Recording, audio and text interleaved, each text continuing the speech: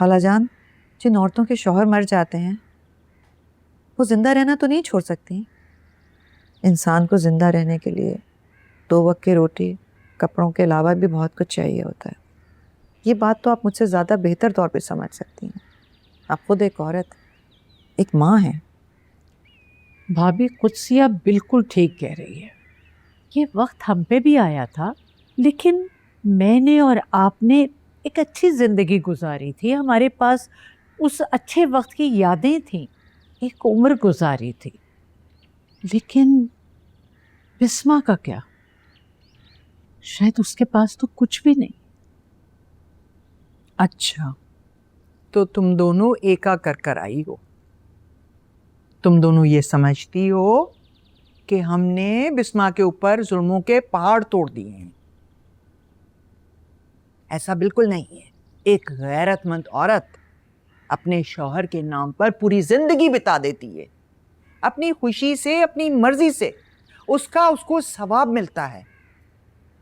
بسمہ کوئی دنیا کا انوکھا کام نہیں کر رہی ہے جو تم لوگ اس کی وکالت میں پاگل ہو رہے ہو.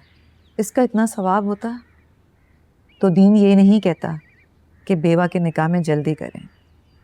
خیر، میں اس بحث میں پڑھنا نہیں چاہتی. دین آپ مجھ سے بہتر طور پہ جانتی ہیں.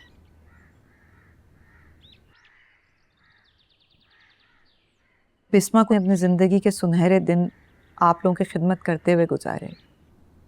میں یہ نہیں کہہ رہی کہ آپ اس کی خدمتوں کا اسے صلہ دیں، مگر اس کا حق تو مانیں.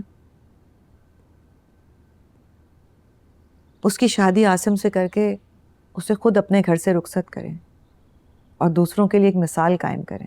بس کر دو اپنی تبلیغ اور تقریر. تمہیں تو ہمیشہ سے شوق تھا اسٹیج پر دھڑ دھڑ بولنے کا، لیکن میرے سر میں درد ہو چکا ہے.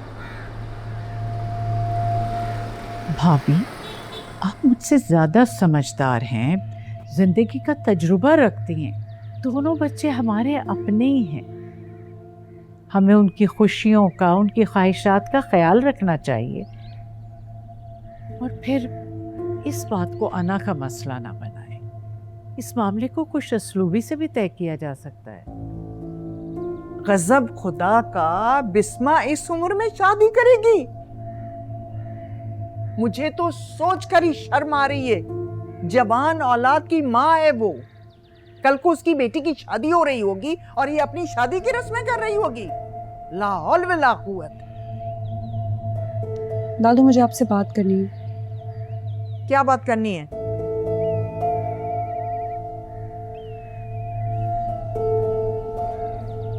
جس بات پہ آپ کو شرمندگی ہو رہی ہے اس بات پہ مجھے تو بہت خوشی ہوگی.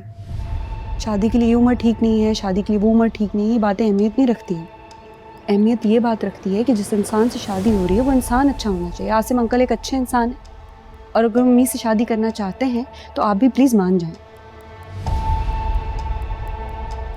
اچھا، تو تم بھی ان کے ایکے میں شامل ہو؟ ہاں، میں نے کسی کے ساتھ ایکا نہیں کیا دادو. عاصم انکل کا اگر پروپوزل نہ بھی آتا نا تو بھی میں آپ سے کہتی کہ میری شادی سے پہلے آپ امی کی شادی کے بارے میں بھی سوچیں. ان کی زندگی میں جو کمی ہے وہ آپ کو نظر کیوں نہیں آتی ہے؟ انہوں نے اپنی ساری زندگی آپ لوگوں کو دے دی اور آپ لوگ جو بالکل چپ.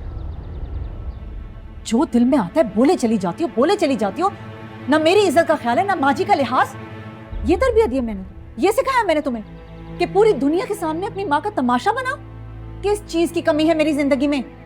کھانے کو ہے، پینے کو ہے، سر پہ چھت ہے. کوئی کمی نہیں ہے میری زندگی میں. آپ کے اونچا بولنے سے یا مجھے چپ کرانے سے نہ میری سوچ بدلے گی، نہ یہ حقیقت کہ آپ کی شادی عاصم انکل سے ہی ہونی چاہیے تھی.